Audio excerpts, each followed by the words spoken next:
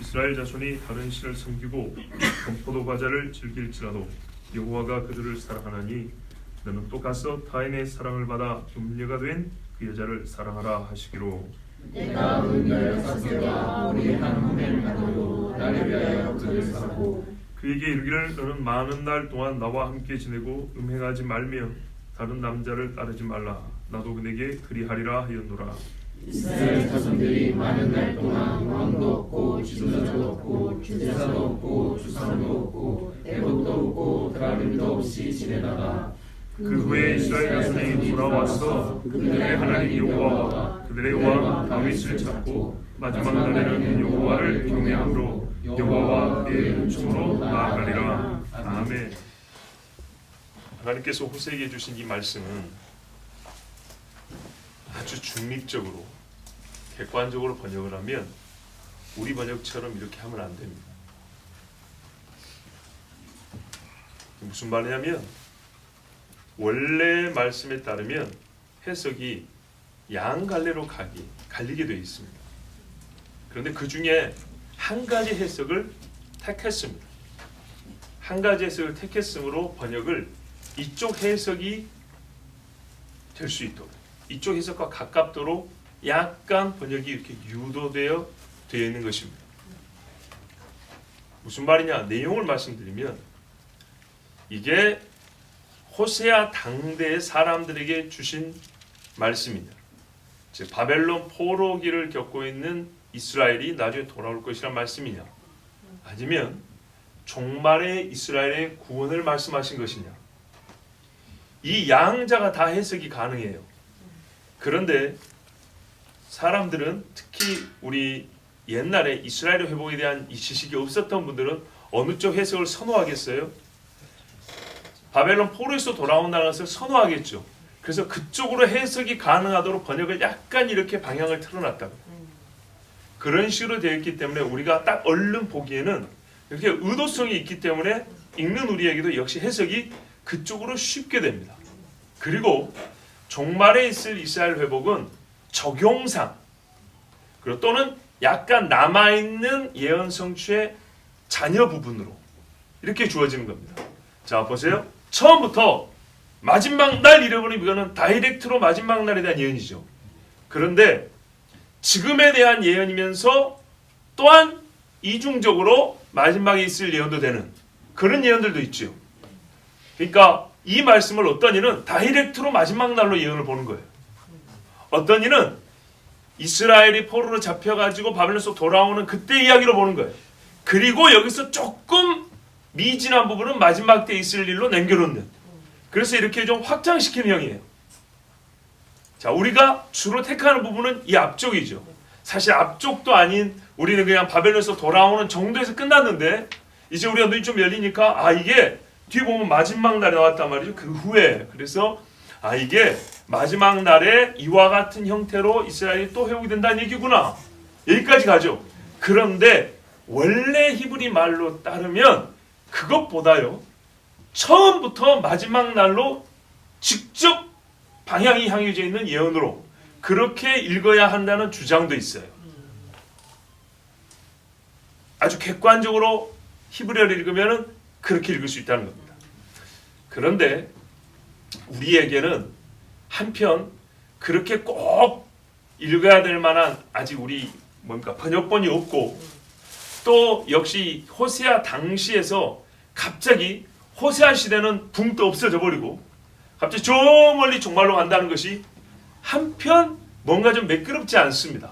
왜? 호세아의 가정에서 애를 낳고 나간 여자가 어떻게 분명히 돌아와야겠죠. 그 여인의 회복에 대한 말씀도 분명히 있어야겠죠. 그래야 그 가정을 통해서 이스라엘 회복이 표현되지 않겠습니까? 표현되지 않겠습니까? 그래서 저는 이렇게 봅니다.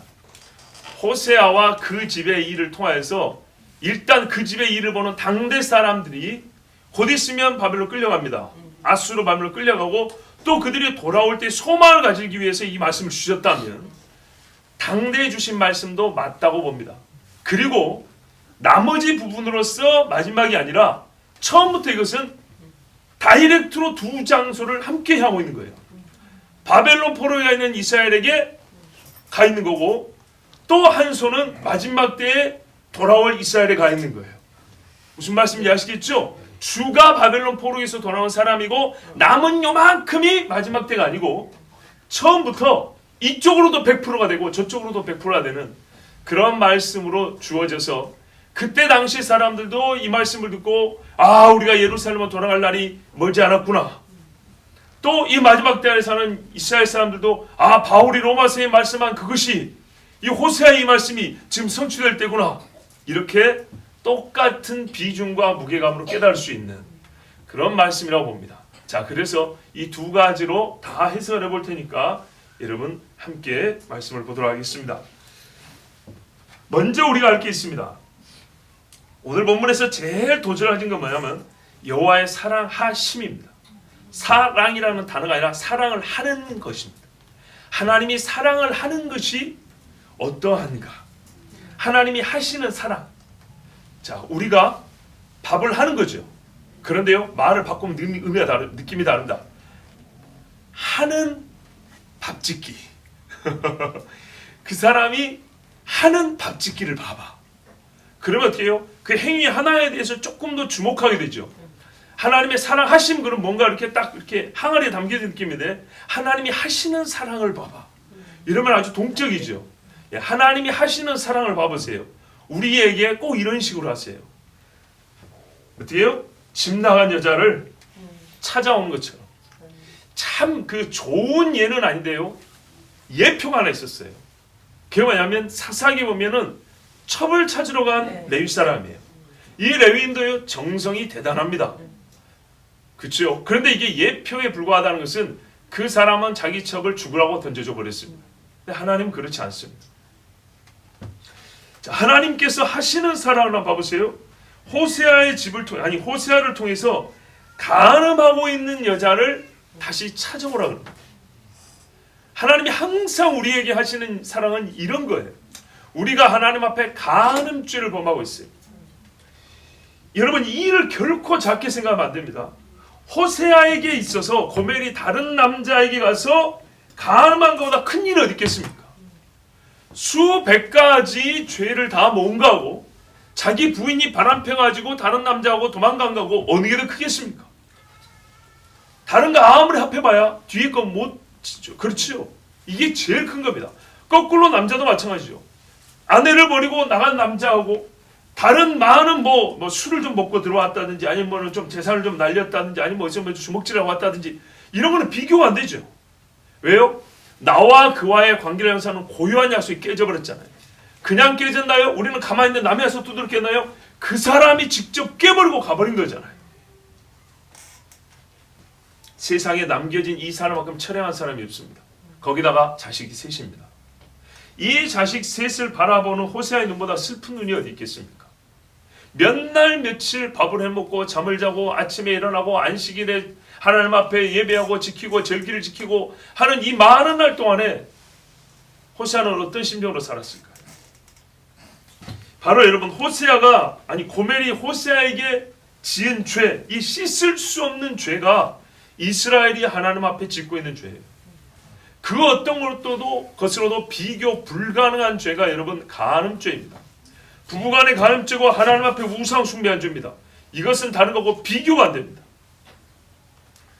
당신은 죽었다는 수로 똑같기 때문입니다. 자, 포도주를 즐긴다 그랬습니다.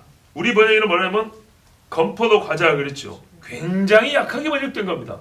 이렇게 읽으면 요즘에 우리가 뭡니까? 그걸 뭐라 하죠?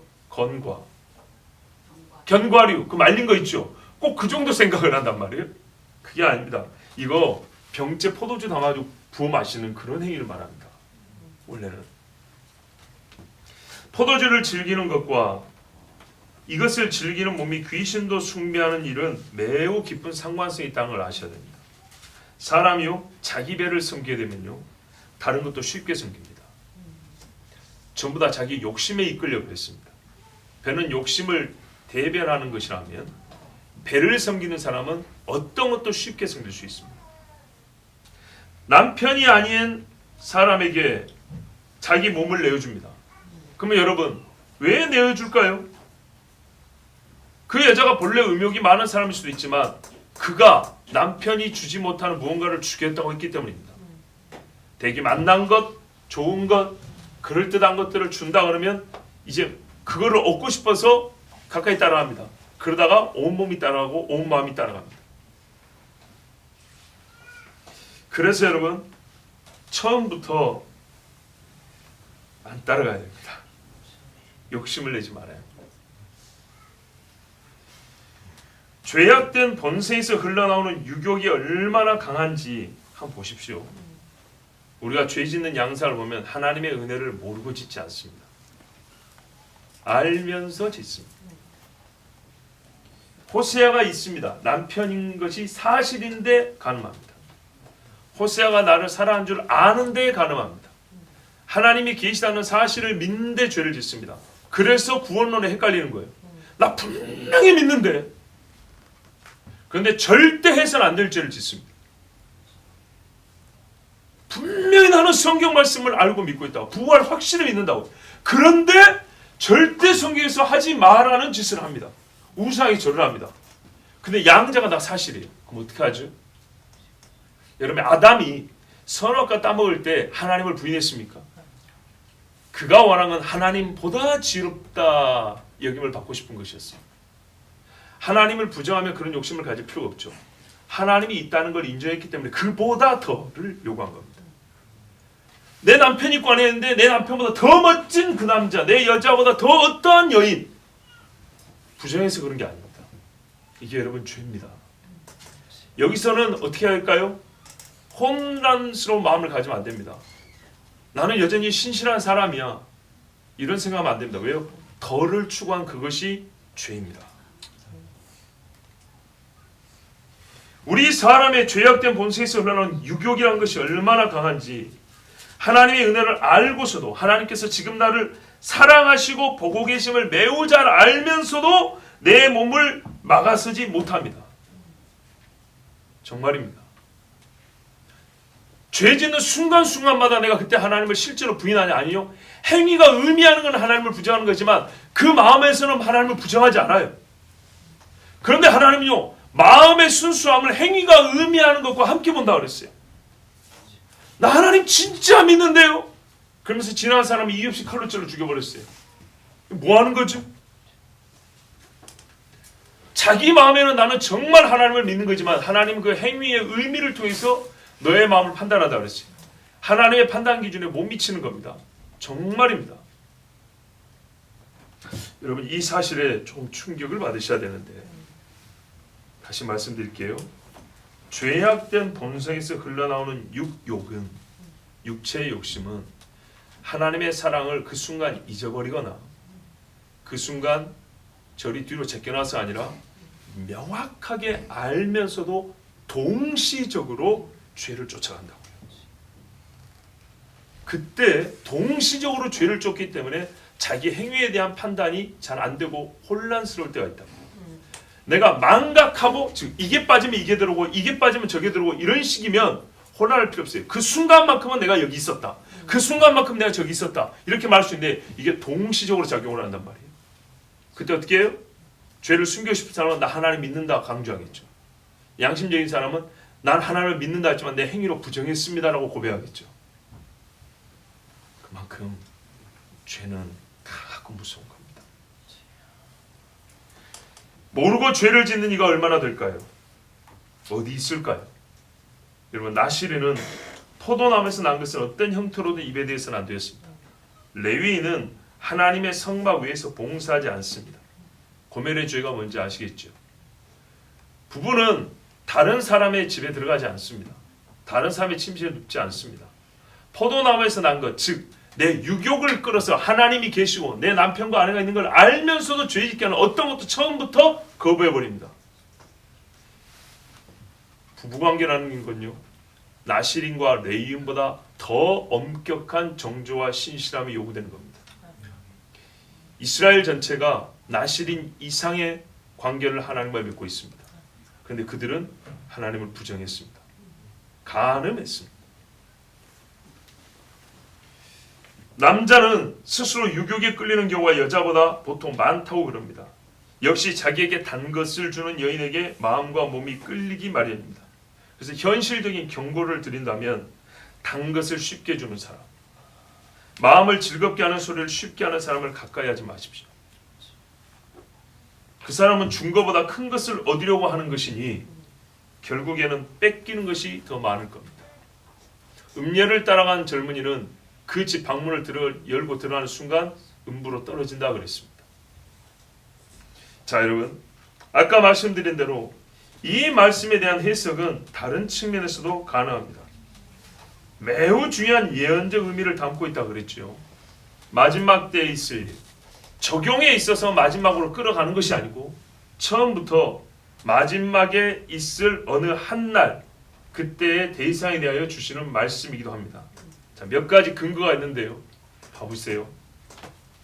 첫 번째, 가서 그랬죠. 너는 또 가서. 옛날 번역인가 또 어떤 번역은 다시 가서 이렇게 돼 있어요.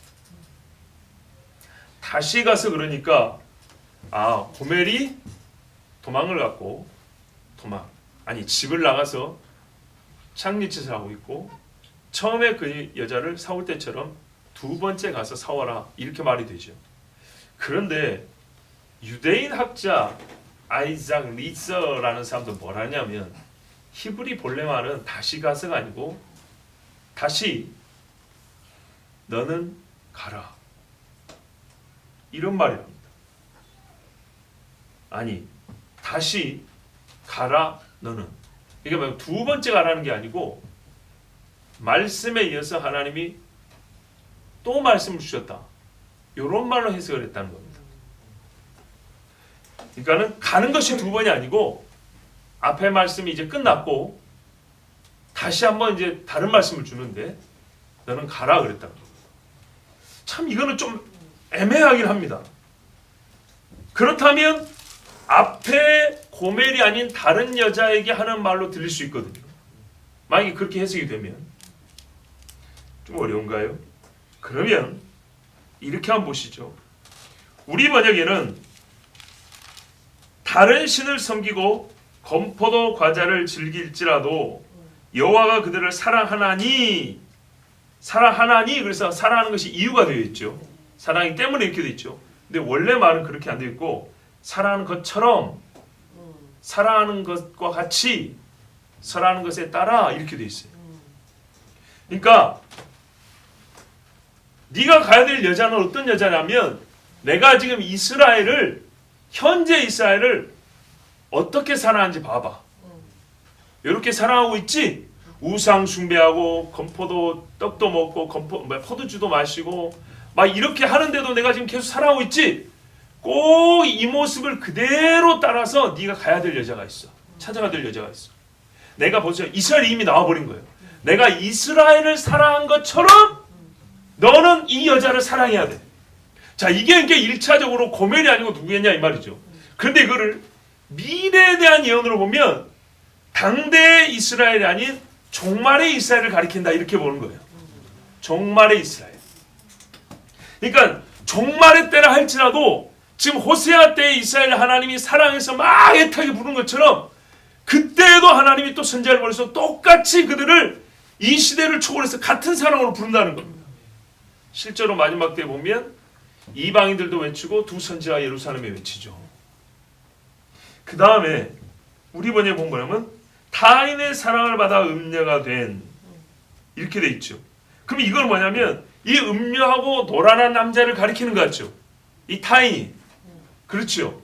근데 본래는 그게 아니고 자기 친구 또는 자기 애인에게 사랑받는 간음하는 여인인 한 여자. 그러니까 무슨 말이냐면 봐보세요.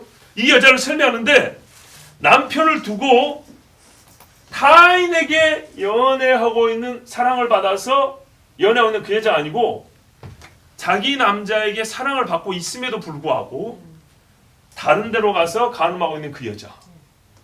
이렇게 본문이 되어 있다는 거예요. 느낌이 다르죠? 그러니까 종합하면 이런 말입니다. 이스라엘은 이스라엘인데 다른 시대의 이스라엘을 가리켜 말하고 있는 거예요. 다른 시대의 이스라엘. 어떤 이스라엘이냐?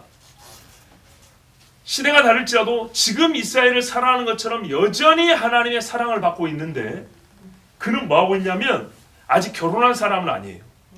결혼한 사람 아니고 사랑을 하고 혼인을 청하는 남자가 있어요. 그래서 그 남자한테 엄청 사랑을 받고 있어요. 제발 나와 결혼해달라고. 근데 그 남자를 내팽개치고 나는 네가 싫고 저 남자가 좋아 하면서 찾아가서 그 남자하고 놀아나고 있는 그 여자. 근데 이 남자하고는 뭐였냐? 거의 약혼까지 한 거예요. 아시겠죠? 그러니까 간음한 죄가 되는 겁니다. 요 여자를 사랑하라 그런 겁니다. 지금 내가 이스라엘을 이렇게 애타게 사랑하고 부르는 것처럼 자기를 사랑하는 남자를 두고 떠나버린 그 여자. 지금 당대의 이스라엘이 하나님이 애타게 부르고 있는데도 하나님을 떠나 우상에 갔죠.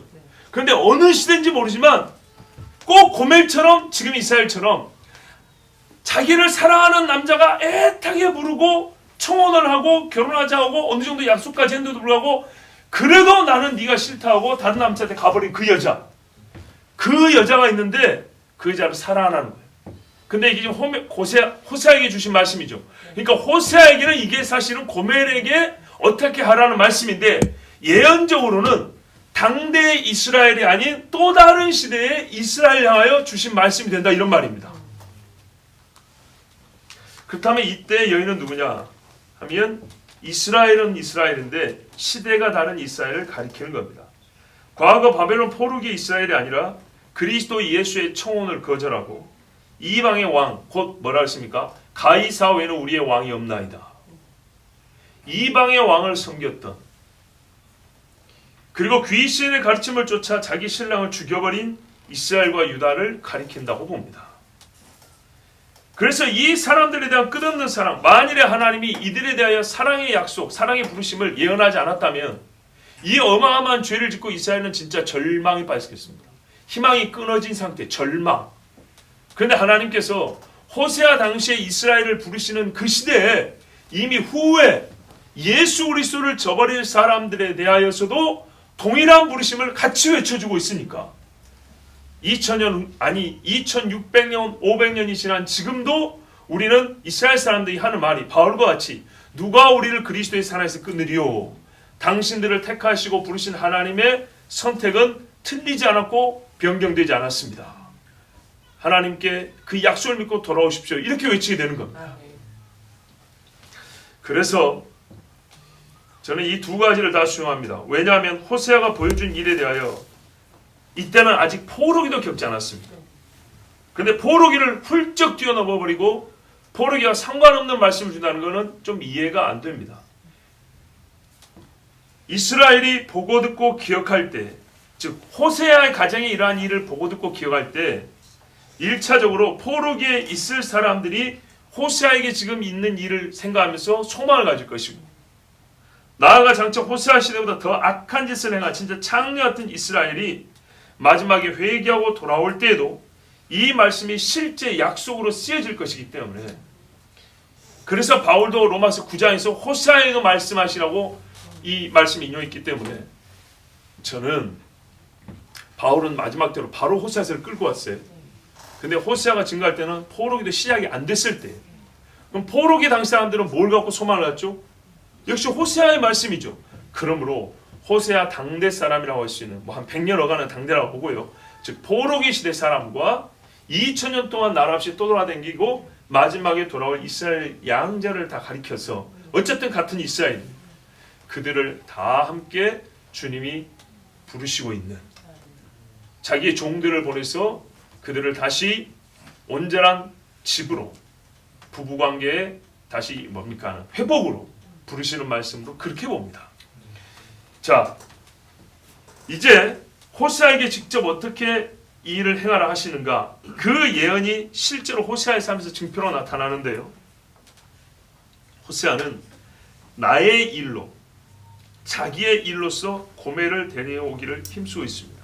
자, 이것이 여러분에게 표가 될 것입니다. 이것이 여러분이 주시는 말씀입니다. 아니라 이건 순전히 100% 내 일이에요. 내 일이면서 동시에 그들이 준 예언이에요. 내가 나를 위하여 그녀를 사서 참 철회하고 불쌍한 한 남자가 자기 있는 재산을 다 털어가지고 집 나가고 자기를 배신한 가늠한 여자를 다시 사러 갑니다. 신부값을 2번 준비하는 겁니다. 비싼 값은 아니지만 최선을 다했습니다. 왜 비싼 값이 안 될까요? 자기 몸을 창녀지단한테 넘겼기 때문에 창녀지단 수준에서만 벗어나오게 하면 되잖아요. 그래서 작은 몸값 하나 지불한 겁니다. 은 15개. 보통 노예값이 은 30입니다. 그래서 예수 은 30에 팔았죠. 근데 그 나머지 부분은 보리로 채웠습니다. 그러니까 우리가 생각해보면 돈이 그리 많지 않은 거예요. 보리 한 호멜 반이면 어느 정도냐면 한 드럼 반 정도 됩니다. 여러분 같으면 한 드럼 반을 리어카에 싣든지 나귀에 지우든지 이래가지고 자기 부인 찾아가겠습니까? 그 돈으로 바꾸면 훨씬 낫지. 그러면 이건 현실적으로 보면 호세아가 있는 거 없는 거 다 끌어모은 거예요. 그래가지고 자기 부인을 찾으러 갑니다. 야, 우리가 이 장면만 생각해도 하나님이 우리를 찾고 부르시는 그 엄청난 사랑하심을 가슴에 새길 수가 있어요.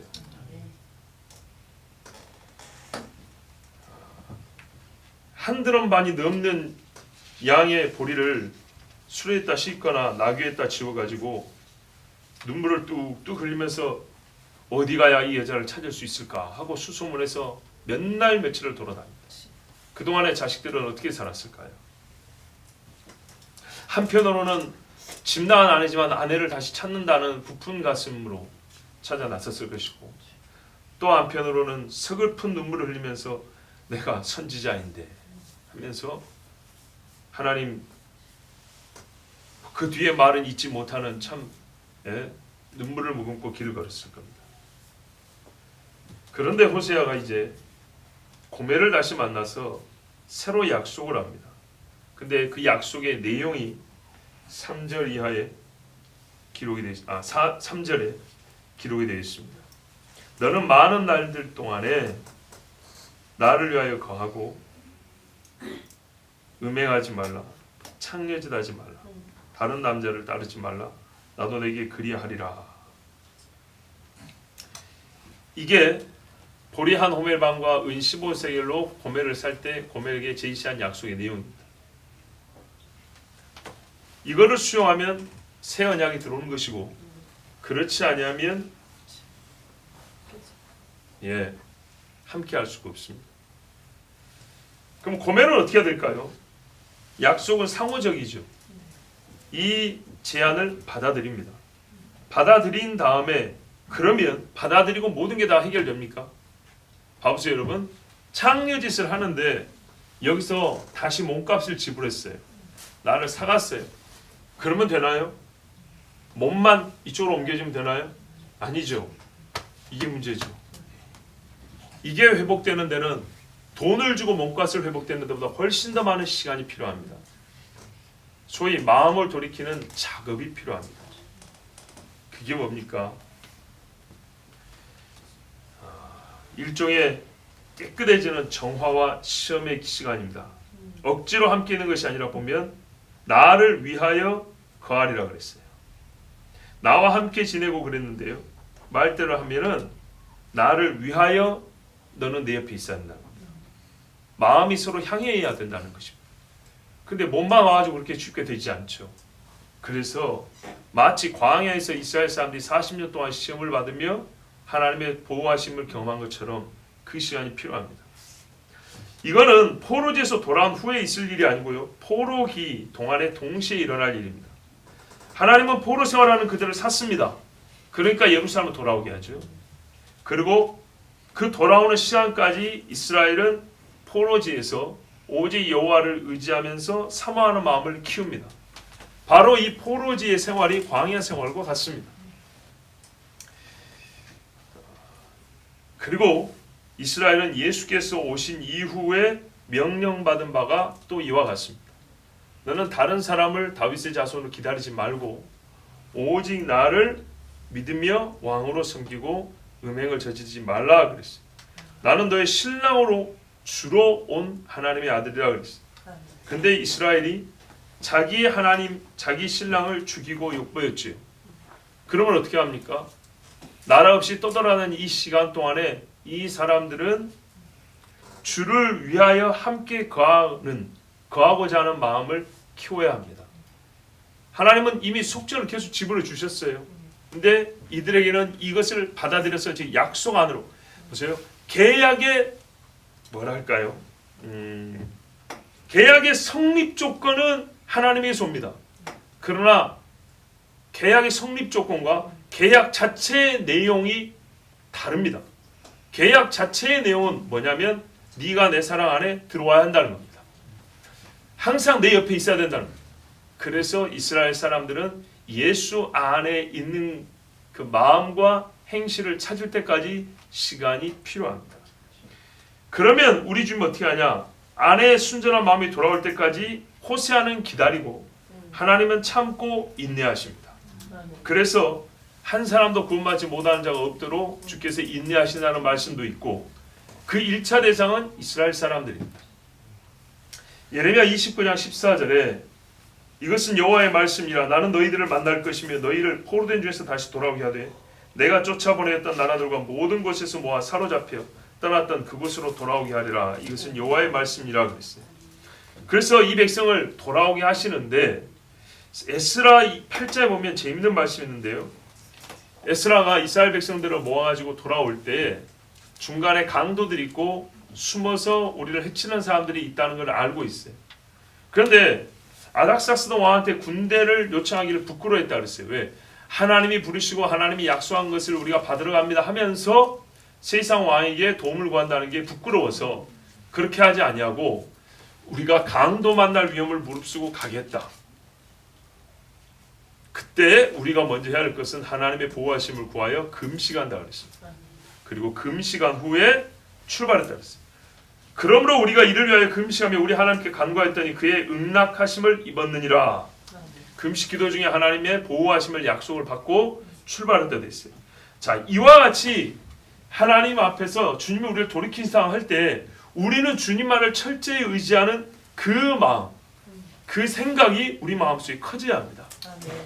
그래야 완전하게 부부가 하나 되듯이 이스라엘과 하나님은 하나 됩니다. 그 외에도 이사야 11장, 에스겔 39장, 이사야 43장에 마지막 때에 이스라엘을 하나님이 먼 곳으로부터 돌이키는 그 말씀들이 기록이 되어 있는데 자, 이때 이스라엘 사람들은 다른 신이 아니라 오직 하나님만을 따르고 하나님이 그들과 함께한다는 것을 경험하면서 돌아오게 됩니다. 이 말씀대로. 근데 그때가 올 때까지 이스라엘은 어떤 훈련과 연단을 받냐? 4절인데요. 이스라엘 자손들이 40날 동안 왕도 없고 지도자도 없고 제사도 없고 주상도 없고 에봇도 없고 드라빔도 없이 지내다가 이 시간 동안 1차적으로는 바벨론 포로기 동안에 이스라엘은 그들을 공의로 통치할 왕과 고관들, 방백들이 없습니다. 여차하면 죽이겠다는 사람들이죠. 정치적인 보호자가 없습니다. 제사와 제물도 드릴 수 없습니다. 성전이 없어요. 에봇과 드라빔은 조금 그 영적 순수성이 떨어지긴 하지만 하여튼 하나님의 뜻을 구별하기 위한 어떤 도구를 사용할 수도 없어요. 아주 쉽게 말하면 신앙 행위를 자유롭게 하지 못하고요. 정치적 보호를 못 받는다니. 모르드게가 있었을 때, 다니엘이 있었을 때 잠시 동안이지만 대부분은 정치적 위협과 자유가 없는 생활, 특히 신앙의 종교의 자유가 없는 생활을 했습니다.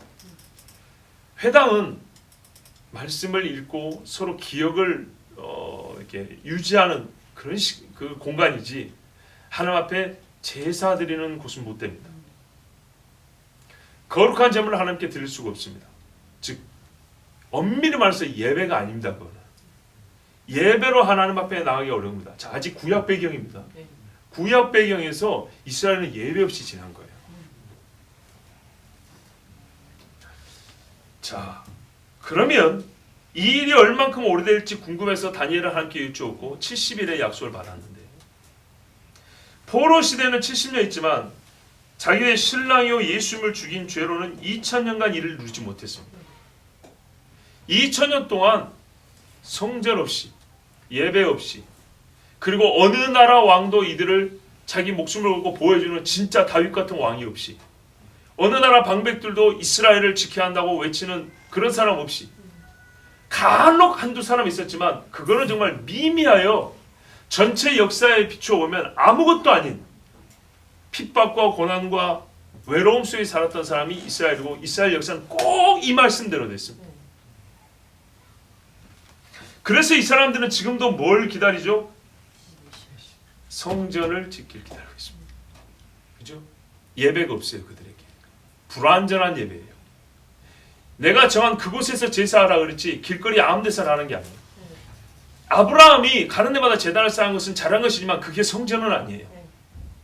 베델에서 야곱이 단을 쌓았지만 그걸 하나님이 받으셨지만 그게 성전은 아니라고요. 성전이 없어요. 그리고 그들은 뭐예요? 성경의 언약은 성전의 주로서의 메시아가 오는 거예요. 그러니까는 그들에게는 아직 메시아가 없어요. 자, 이스라엘이 세계 열방 가운데 흩어져 있는 동안에 어느 정부의 보도 못 받았고 떠돌이에 천대받는 민족이 대명사였습니다. 그들의 신앙심과 역사는 항상 의심과 불경건의 대표적인 예로 쓰였습니다.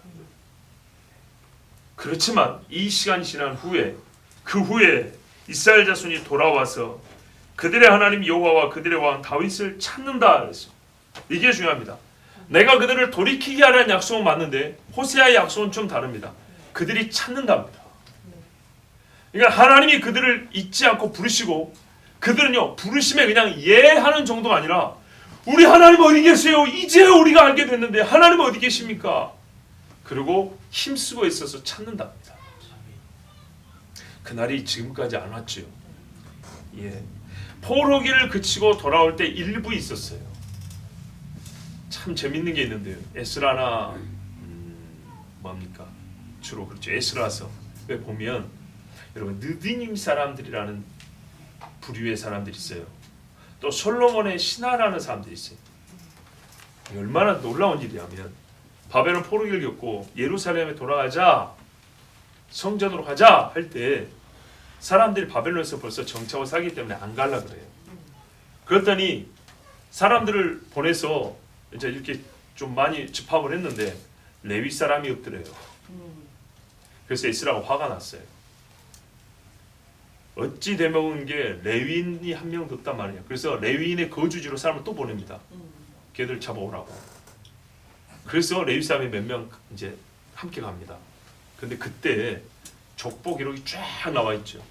어느 자손 누구, 어느 자손 누구 이렇게 나와 있는데 재밌는 건 거기 느디님 사람 자손 중에 누구 이렇게 나오고 솔로몬의 신하 중 누구 집안 누구 이렇게 나옵니다. 보통은 사람들 어떻게 구분하면 누구 지파의 누구 아들, 누구 집 사람 이렇게 하는데 여기 느디님이라는 사람들은 말이죠. 개인의 성함이 아닙니다. 이름이 아닙니다. 어떤 부류를 말합니다. 간단히 말하면 성전에서 봉사하던 종들입니다. 옛날 예루살렘 성에서 봉사하던 종들이라고요. 조금 이거를 뭐랄까요? 조금 더 나아가면 전쟁에서 포로로 끌려온 사람들 있죠. 이방인인데 이스라엘 사람이 되어서 봉사의 일을 했던 사람들. 요 사람들도 자발적으로 왔다는 겁니다. 그리고 여러분 2조 시대에 궁궐에서 종살이한 사람들 지금도 2조 회복한다 하면 나오겠습니까? 안 하겠죠. 그런데 솔로몬 당시부터 종살이하던 집들의 후손들이 있어요. 솔로몬이 언제적 이야기인데. 그런데 그 사람들이 자발적으로 나왔다는 거예요. 놀랍지요. 왜요?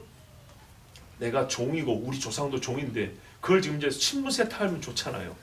그리고 그렇다 하더라도 그거 몇백 년 전 이야기인데 그걸 뭘 다시 새삼스럽게 꺼내겠어요? 뭐 좋은 거라고. 그런데 이 사람들은 내가 누구 종이라고 말하라고 일부러 나온 거예요. 나 데려가라고. 우리 조상이 이러이러한 종이었습니다. 우리 조상이 하나님의 전에 봉사했던 사람이고 솔로몬의 궁에서 섬겼던 종들이었습니다. 나는 그 종됨을 영광스럽게 생각합니다. 내가 비록 종으로 우리 조상이 종으로 살았지만 그 종됨은 하나님의 이름을 높이고 하나님의 영광과 하나님의 나라를 위하여 쓰임받았던 종이었기 때문에 나는 우리 조상들이 종사하는 걸 전혀 부끄럽게 여기지 않고 내가 그 사람의 자손이니 그 종의 자손이 나도 종노를 하겠습니다. 나 좀 데려가시오. 한 사람이 이 느지님 사람들하고 솔로몬의 신하를 한 사람들이에요. 어마어마한 사람들이죠. 이렇게까지 마음이 변화된 이스라엘. 나를 좀 불러주십시오. 나를 좀 데려가 주십시오. 라고 하나님을 찾는 사람들. 아직 일이 일어나지 않았습니다. 여호와와 그 왕 다윗을 찾는다는 것은 여러분 이렇게 말하면 어떻게 할까요? 신구약의 통합입니다. 여기서 그 왕 다윗이 뭡니까? 나사렛 예수 아닙니까? 그렇죠? 신약과 구약의 통합적 사고와 전 성경에 대한 종합적 믿음을 갖게 되는 날. 이 두 마디가 그걸 나타내 줍니다. 여호와와 그의 왕 다윗을 찾아주는. 그래서 하나님께서 그들을 찾으시듯이 이스라엘이 그리스도 예수를 찾는 날. 2000년 전에는 칼듯 하다가 실패했던 주의 이름으로 오시는 이여 호산나 다윗의 자손이여 노래만 부르고 말았지만 이제는 그를 진짜로 찾아서 찾으면 뭐하죠? 회개해야지요. 예, 몸만 옮겨오는 게 아니라니까요. 찾는다는 건 마음이에요. 근데 이 마음이 어떻게 해요? 앞에 나왔잖아요. 왕도 없고 에봇도 없고 드라임도 없고 아무런 보호도 없고 신앙적 자유도 누리지 못하는 그때가 되니까 어떻게 해요? 깨닫고 찾는다는 거예요. 예레미야 30장 7절 9절에 슬프다 그날이여 그와 같이 엄청난 날이 없으리라. 그날은 야곱의 환난의 때가 되미로다. 그러나 그가 환난에서 구하여 냄을 얻으리로다. 이건 하나님이 해주시는 일이죠. 만군의 여호와의 말씀이라. 그날에 내가 네 목에서 그 멍에를 꺾어버리며 내 포박을 끊으리니 다시는 이방인을 섬기지 않으리라. 아멘. 이건 하나님이 해주시는 일인데 그때 이스라엘에는 무슨 일이 아니야. 분명히 야곱의 환난의 때라 그랬어요. 예수님이 말씀하신 전무후무한 야곱의 환난의 때. 그들이 하나님 여호와를 섬기며 내가 그들을 위하여 세울 그들의 왕 다윗을 섬기리라. 아멘. 예레미야 선지자가 말하고 똑같은 거예요. 여호와를 섬기며 그들의 왕 다윗을 섬기리라. 그러니까 이게 직접적으로 마지막 때 있을 일에 대한 예언이라 이런 말씀입니다. 에스겔 34장 23절 24절에도 내가 한 목자를 그들을 위해 세워 먹이게 하리니 그는 내 종 다윗이라. 그가 그들을 먹이고 그들의 목자가 될지라. 나 여호와는 그들의 하나님이 되고 내 종 다윗은 그들 중에 왕이 되리라. 나 여호와의 말이니라. 아멘. 이게 바로 천년왕국 시대입니다. 여러분 왕국입니다. 킹덤입니다. 왕이 다스리는 시대입니다. 그 왕이 누굽니까? 예수 그리스도입니다. 내 종 다윗이 그들의 왕이 되리니 그들 모두에게 한 목자가 있을 것이라. 그들이 내 규례를 준수하고 내 율례를 지켜 행하며 내가 내 종 야곱에게 준 땅 곧 그의 조상들이 거주하던 땅이 그들이 거주하되 그들과 그들의 자자 손손이 영원히 거기에 거주할 것이요 내 종 다윗이 영원히 그들의 왕이 되리라. 내가 그들과 화평의 언약을 세워서 영원한 언약이 되게 하고 또 그들을 견고하고 변성하게 하며 내 성소를 그 가운데에 세워서 영원히 이르게 하리니 내 처소가 그들 가운데 있을 것이며 나는 그들의 하나님이 되고 그들은 내 백성이 되리라. 내 성소가 영원토록 그들 가운데 있으리니 내가 이스라엘을 거룩하게 하는 여호와인 줄을 열국이 알리라 하셨다 하라. 아멘. 에스겔 37장 24절에서 28절입니다. 여기 동시에 나타나는 뭐죠? 이스라엘 땅에 성소의 왕 다윗. 그리고 이스라엘이 내 하나님이라고 부르고 나는 그들을 내 백성이라고 부릅니다. 이렇게 해서 성경의 선지자의 말씀들은 다 하나로 보입니다. 마지막 보세요. 마지막 날에는 5절 후반부죠. 훗날에는 그 마지막 날에는 여호와를 경외함으로 여호와와 그의 은총으로 나아가리라. 아멘. 이야, 이 번역은 굉장히 이해하기 쉽게 번역을 해주셨어요. 원문대로 번역한 게 아니라 은혜가 되게 번역을 해주셨어요. 원문에는 그 마지막 날들에는 여호와와 그의 선하심을 두려워할 것이다 입니다. 여호와와 그의 선하심을 두려워하는데 여기 보면 여호와를 경외함으로 여호와와 그의 은총으로 나아가리라. 말을 많이 붙였지요. 그리고 하나님의 은총 또는 선하심에 대한 두려움은 없지요. 하나님의 선하심을 뭘 두려워해? 진노를 두려워해야지. 하나님의 은총이 뭐 두려워? 말이 안 돼. 그래서 그렇게 번역 안 했어요. 근데 원문은 어떻게 되냐면 하나님의 선하심을 두려워하는 날이 온다고 그랬어요. 자, 여호와의 선하심, 여호와를 두려워한다는 것에 대해서 우리가 익히 들었기 때문에 우리가 선하심에 대해서 한번 생각해 보죠. 여호와의 선하심을 두려워한다. 여러분, 하나님께 영광이 되는 하나님의 속성 중에 하나가 선하심이에요. 하나님의 선하심을 깨닫게 되면 우리 하나님께 영광을 돌리죠. 예수님께서 하신 모든 선한 사람들이 그가 한 일은 참 잘했다 이랬다고요. 그의 이름을 선포하는 토대가 되는 속성, 이게 하나님의 선하심입니다. 근데 이 선하심을 두려워하는 날이 옵니다. 자, 예를 하나 들어볼까요? 도피성으로 도피하는 살인자가 있습니다. 이 사람의 지금 마음이 어떠죠? 두렵습니다. 두려운데 동시에 뭘 경험하죠? 그렇죠. 우리가 은혜라고 하지만 하나님이 이 과실로 사람을 죽이는 자에게 선을 베풀고 계시죠. 하나님의 선하심을 두려움 속에서 경험합니다. 그래서 그가 최종으로 얻는 게 뭐예요? 생명이에요. 이건 뭐냐면요. 내가 얼마나 죽어 마땅한 자인지를 지옥 밑바닥의 경험을 하면서 천국의 보좌에서 내려오는 하나님의 은혜를 이 끝과 끝이 만나는 지점에 서 있을 때 여호와의 선하심을 두려워하게 되는 거예요. 이게 바로 도피성까지 달려하는 그 발걸음, 그 힘을 다해서 뛰어가는 사람에서 찾을 수 있어요. 이게 우리의 구원의 여정입니다. 우리가 실제로 그래서 너희 두렵고 떨림으로 너희 구원을 이루라 그러잖아요. 그러니까 성경의 가르침은 전 성경이 편만하게 항상 일관성 있게 주어지고 있어요. 여호와의 선하심 속에서 이 사람은, 도피성으로 피하는 사람은 두 가지를 경험한대요. 나를 심판하시는 분으로서 하나님입니다.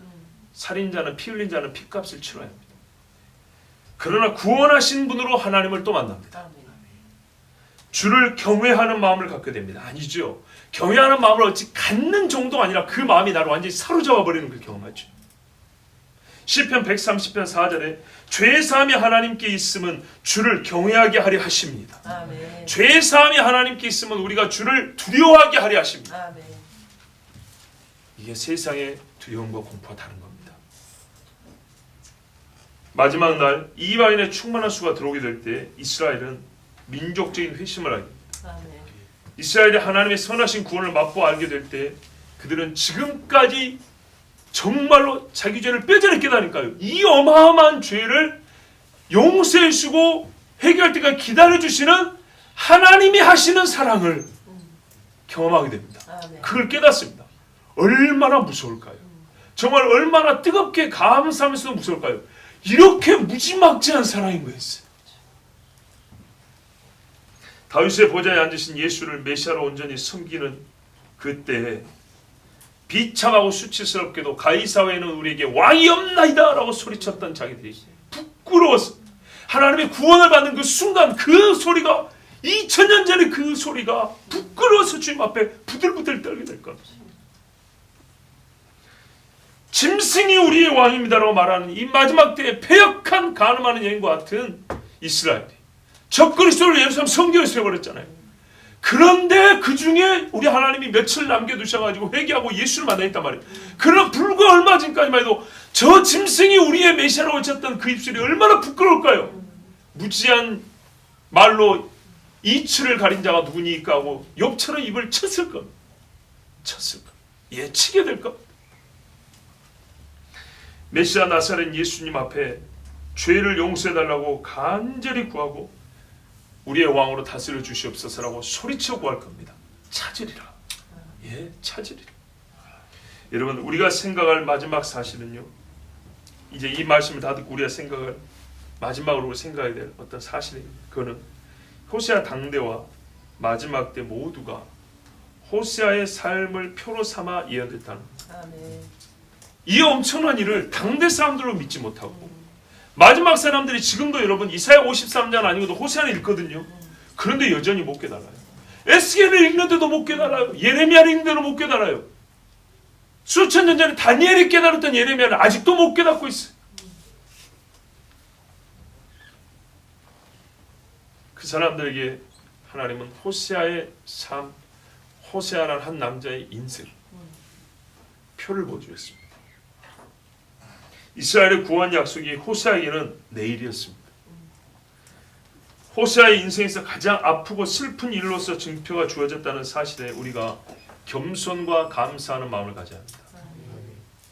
그리고 우리도 역시 이렇게 고백해야 됩니다. 하나님, 호세아가 표가 되었습니다. 나를 표로 삼으신 일이 있다면 그 일에는 제가 제 몸을 드리겠습니다.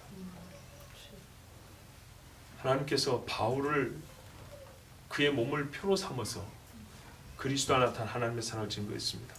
바울이 말하며 등에 옷을 벗고 말하죠. 내 몸에 그리스도의 흔적을 가졌노라. 예수님은 자기 몸에 우리를 사랑한 표를 가졌습니다. 만져보라. 여러분, 하나님께서 우리에게 주신 여러분 기적이 많으십니다. 우리는 그래서 한 번 보면 떠나지 아니하고 한 번 들으면 잊어버릴 수 없는 그런 기적 사건들이 많잖아요. 그 중에 가장 최고 가장 강력한 건 뭐냐면 그 사람을 통하여 주시는 그 사람 자체가 표가 되는 경우입니다. 호세아는 발음이 다르지 여호수아, 예수와 같은 이름입니다. 즉 하나님께서 옛적의 여호수아와 이때 호세아와 2000년의 예수님 그 몸으로 주신 표가 우리에게 가장 큽니다. 그리고 마지막 때에는 또 수많은 그리스도인들이 그리스도가 우리를 구원할 표를 갖고 계신 것처럼 우리가 그리스도인됨의 표가 이 땅에 드러나고 나타나야 되기 때문에 또한 아직도 예수 믿지 못한 사람들이 우리를 통한 예수를 믿어야 되기 때문에 하나님께서 우리의 몸을 우리의 삶을 표로 삼으실 수 있습니다. 누구라도 그때는 드리십시오. 만약에 저한테 하나님 요구한다면 드려야죠. 우리 모두에게 요구하면 여러분 꼭 드리시기 바랍니다. 이것이 우리가 이 말씀을 들은 사람으로서 해야 할 본분입니다. 기도하겠습니다.